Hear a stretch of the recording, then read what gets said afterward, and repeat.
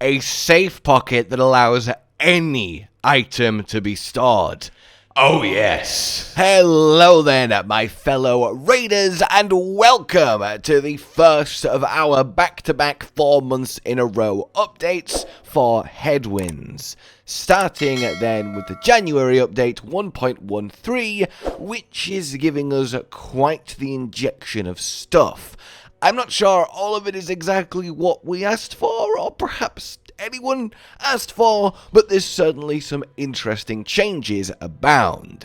Raiders, trouble is brewing in the Rust Belt. Heavy sandstorms have been battering the surface. Flocks of birds have been spotted. I love that that's phrased like that's illegal of them. You need to get in there and stop those damn avians. And then we've got Ark, trophy hunting, and of course solo versus squads.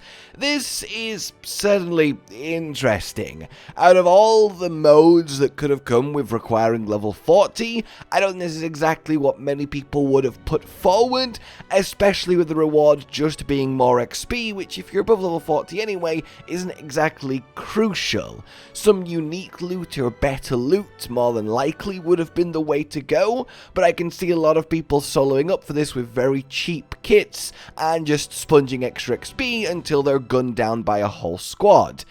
It's a little bit interesting. I would have really liked this to have come with the high value loadout requirement, or just no free loadouts if you actually toggle this on. In any case, you'll find it in game as a new matchmaking option. There's not going to be a pop-up that lets you know it's there. You've just got to toggle it on and go for it. I do like that they are experimenting with new ways to queue, and hopefully this extends to other things as time goes by.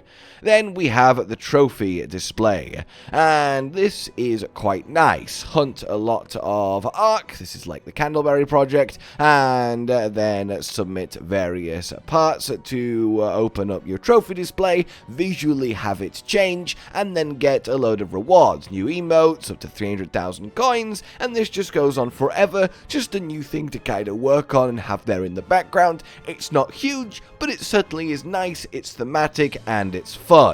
Then we have Bird City, which is a new minor event on Buried City where there's going to be loads of bird nests around the place, which is going to give extra trinkets, which is nice, a way to farm money. Obviously we'll test this, but in any case, the bird traps and extra zip lines, more on the map, is really neat, as of course zip lines are one of the most fun things in the game, and then there's going to be more flying Ark around these nests. But also, it's a permanent map condition, so this is just a thing now on Buried City, and it's going to cycle in and out of rotation weekly, which is quite a big deal and opens up an entirely new can of worms possible for map conditions.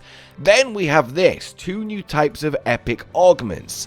That is quite a big deal. That's 2 whole new items and augments at that. So the first one then is looting Mark III Safekeeper. And the highlight here then is a safe pocket that allows any item to be stored. So yes, a gun.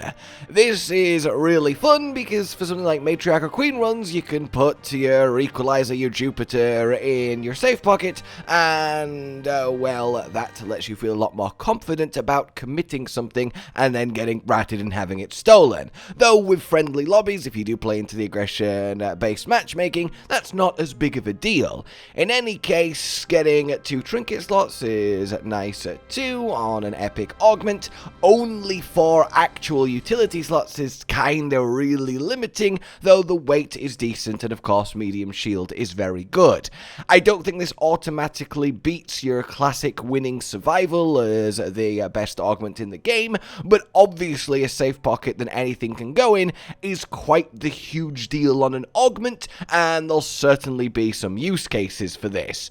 Obviously this and the other augment do have blueprints, they are in game, the total amount of blueprints has gone up, so we'll get that to you once we know exactly where they come from. The other augment, which we know as the Mark III Revival, supposedly is a epic version of the combat augment with healing every couple of seconds, and potentially a built-in defib to, well, let you randomly defib people without actually having to remember to bring one, or indeed to help squads too. If that actually is the case, it's kind of just fine. The actual slots and weight and shields and all that remain to be seen, but of course we'll bring it to you as soon as we do know.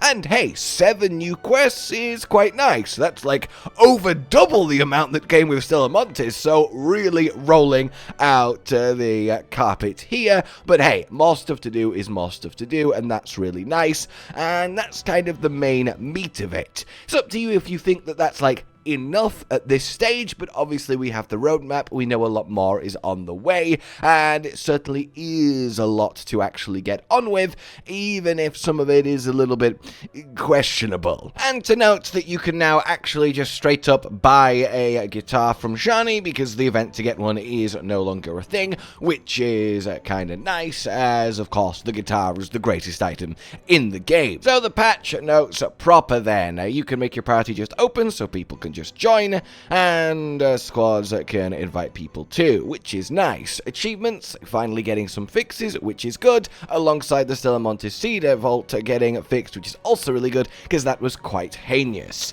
Then we go down to, well, here. We've again got more of those achievements fixed, and then some actual changes to Arc. Leaper is now better at walking when it loses its legs, which is just a really fun sentence in of itself, and that's quite an interesting change there, keeping the Leaper a little bit more deadly.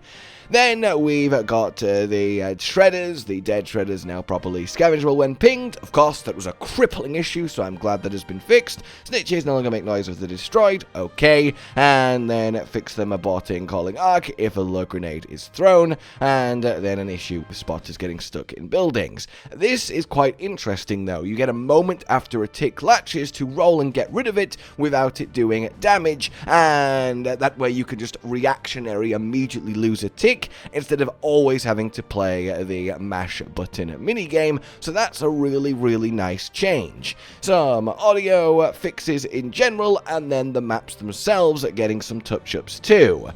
Generally, the types of containers that can spawn as condition-specific blueprints have been lowered during electromagnetic storm, hidden bunker, locked gate. Say your hidden bunker volcano, your locked gate bobcat. That's going to be harder to get hold of now, which is a little bit of a shame.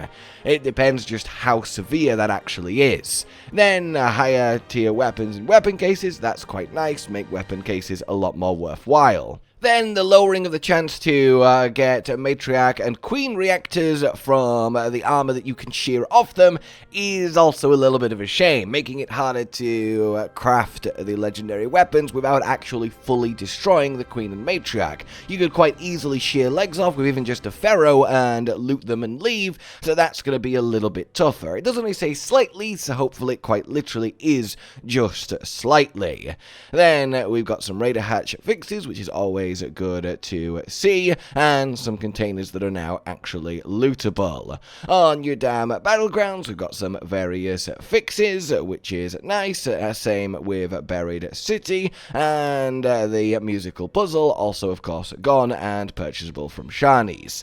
Spaceport, again, the arc spawn location during Hidden Bunker is changed to make sure they don't spawn directly on top of the antennas, just make things a little bit smoother. And then the night raid has been updated with most lamps turned off, which is kind of spooky. It's going to be really pitch black in there. And then some locations where people get stuck. Still nothing on spawns being really close to each other. Though the bastion not being able to do the wall bug and shoot people, of course, is nice too. Then some random miscellaneous stuff. Nothing is too crazy here. And then we go down to movement. Again, there's just a lot of general fixes. All of them are good to see, but nothing kind of ridiculous leaping out. Then we've got zipline and updating position correctly when I'm moving platform, which is also nice, but again, nothing kind of crazy. But what is definitely more of note is a 3-strike anti-cheat system, getting a 30-day, then 60-day, then finally a permanent ban for repeat offenders just inbuilt. We'll see how this actually works out, but a lot of strikes going to people that are clearly heinously cheating is quite the decision, but this also does help people that are getting banned without actually doing anything, which I have heard is happening, so we'll see how this works out. Certainly an interesting update. I think some of it's a little bit underwhelming. I think the changes to blueprints and matriarch cores is a bit of a but why though? And all in all, it's a really interesting one to kind of process. There is some positive stuff here, but there is also kind of a lot of questionable choices too. I don't think there's anything wrong with treating arc raiders like many extraction shooters, which is you come back when there's something meaty to do and you're fine to give it a rest in between, especially with how non-committal and actually kind of critical the expeditions are in arc raiders. So we will see how the roadmap continues on and what actually comes of it. Of course, the April one is quite big, a whole new map, new arc. That's really going to be where it's at, but next month also looks fairly sizable too. For now, this feels like a mini update, and if we look at it as just a regular patch that we get every Tuesday, version 1.13, then yeah, a lot is happening here compared to normal. In any case, let me know what you think, but for now, like if you enjoyed this, subscribe and hit the bell for more, consider supporting the future of the channel on Patreon down below, and until we meet again, a goodbye. Josh, Cotton, and Hollow with the videos, dropping the humor like a hammer on your tippy toes, bringing entertainment on a daily arrangement to take our insanity and turn it into entertainment. Yes, I said entertainment twice, to reiterate that it is nice, to look into your faces on a mostly daily basis when you let us in your homes to make the whole world a stage. Goodbye.